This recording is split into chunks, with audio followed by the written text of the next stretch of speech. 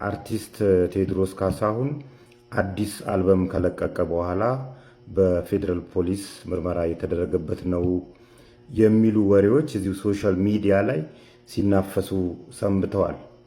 ፌደራል ፖሊስ በበኩሉ ግን አርቲስት ቴዎድሮስ ካሳሁን ላይ የደረሰኝ ጥቆማም የለም፣ የመመረምረው ምርመራ የለም፣ ነፃ ዜጋ ነው፣ በነፃ ሀገር ላይ መኖር ይችላል፣ ምንም አይነት ምርመራ ያደረኩ አይደለም፣ ምንም አይነት ጥቆማ አልደረሰኝም፣ በፌደራል ፖሊስ ስም የሚደረጉ ምርመራዎች ካሉ ግን እዛ አካባቢ ካሉ ጥቆማ እንዲያደርሱ እንጠይቃለን የሚል መግለጫ አውጥቷል። ተመልከቱት። ፍልፍሉ እንዴት ነው? እግዚአብሔር ጨርሶ ይማርህ ለማለት ነው የደወልኩልህ። ሰላም ነው ወይ? ሰይፍዬ እንዴት ነህልኝ? ባለፈው የታመምኩ ጊዜ ደውለህልኝ ነበር አስታውሳለሁ። እግዚአብሔር ጨርሶ ይማርህ ብለህ ነበር። እኔም አሁን የደወልኩልህ እግዚአብሔር ጨርሶ እንዲምርህ በምሕረቱ እንዲጎበኝህ ለማለት ነው። ፍልፍሉ አሜን። ተበቀልከኝ፣ ጊዜ ጠብቀህ ተበቀልከኝ። እንግዲህ አንተ ያደረግከውን እኔ ላድርግ ብዬ ነው። ፍልፍሉ መልካሙን ሁሉ እኮ እወድሃለሁ እኮ ታውቃለህ አይደለ? አውቃለሁ ሰይፍዬ፣ አውቃለሁ ሰይፍዬ። እና የኔ በቀኝ በኩል ያለው ነው ስትሮክ የመጣኝ። ለመጋኛም ቢያለው ለስትሮክ ሆነ። ተይዘህ እንኳን ታመህ እንኳን ትቀልዳለህ እንዴት እና እንኳን መስሪያ ቤቴን አልያዘው እንኳን አፌን አልያዘው ሰይፍዬ፣ አፌን ቢይዘውስ? ለማንኛውም ፍልፍሉ አሁን የደወልኩልህ ያው ሁሉም እንግዲህ የቻለውን ሁሉ እያደረገ ነው። ከዚህም በላይ የሚያስፈልግ ከሆነ አለም ብለዋል። ያንተም መታመም ሲሰሙ የኮሜዲ ስራ አድናቂ ናቸው። አቶ ማናዬ ይባላሉ። እንግዲህ ለሕክምና እንዳስተዋጽኦ እንዲሆን የ1 ሚሊዮን ብር ስጦታ አበርክተውልሃል ፍልፍሉ። እሱ ልነግርህ ነው። አንድም የደወልኩት ሰይፉ ወዬ ከስትሮክ ወደ ሮክ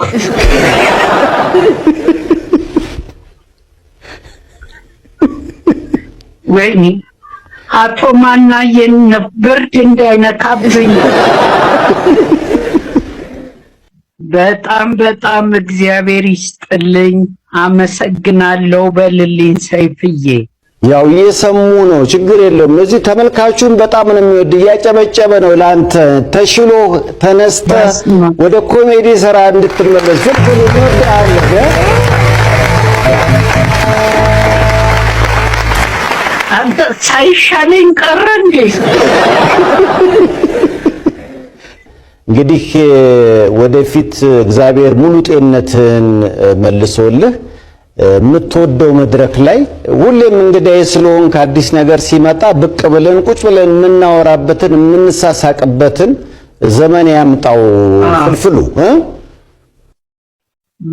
በጣም እኔም ወደ ነበርኩበት ከእግዚአብሔር ጋር መለሳለሁ። ጓደኞቼም እየጠበቁ ስለሆነ እንግዲህ በተለመደው ፕሮግራም ትመለሳለህ። ሁሉም ናፍቀዋልና እግዚአብሔር ጨርሶ ይማረህ ፍልፍሉ። ለዛም ነው አንድም የደወለው። አሜን ሰይፍዬ፣ በጣም ነው የማመሰግነው። ለማንኛውም ቬጂታኒ ሆስፒታል መገኛው ባንኮክ ነው።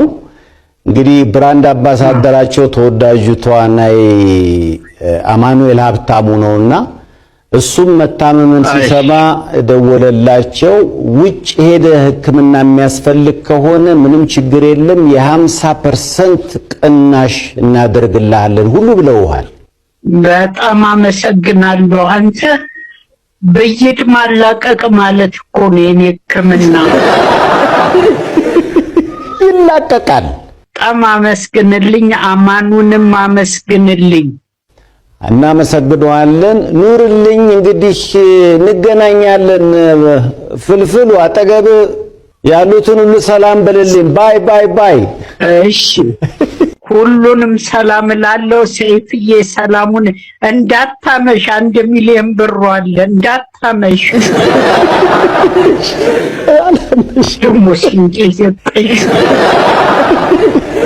ሰይፍዬ እግዚአብሔር ይስጥልኝ፣ አመሰግናለሁ። አሜን አሜን። ኑርልኝ ኑርልኝ ፍልፍሉ። ቻው ቻው ቻው። አረ ፍልፍሉ ሳሚ ረታ የሚባል የከባድ ሚዛን ቦክሰኛ ኢትዮጵያ ነበራት። ከአንድ ሺዋ አሜሪካዊ ጋር ካልተቧቀስኩ ሞቼ ይገኛለሁ አለ። ለምን ትሞታለህ? መድረክ ይዘጋጅላችኋል ተባለና ሂልተን ሆቴል ተዘጋጀላቸው። እንግዲህ ከዛ ቦክስ ውድድር ላይ የሚገኝ ገቢ በጠቅላላ ለበጎ አድራጎት እንዲውል ነው ሁለቱም ቦክሰኞች የተስማሙት። ውድድሩን ያዘጋጁ ሰዎችም በእንደዚህ ነው የተስማሙት። እንደዚህ ብለውን የነገሩን ነገር ግን ያ ብር ተለቅሞ ለበጎ አድራጎት ይዋል፣ ለአወዳዳሪዎቹ ይዋል፣ ለቦክሰኞች ይዋል አልነገሩንም። ኤኒዌይ ከፍተኛ የሆነ የሚዲያ ሽፋን የተሰጠው ነበረ። በሜንስትሪም ሚዲያዎች እና የኤፍኤም ሬዲዮዎች ነበሩ በጊዜው የነበሩት። በእነዚህም ቢሆን ግን በቃ በጉጉት ሲጠበቅ የነበረ ነው።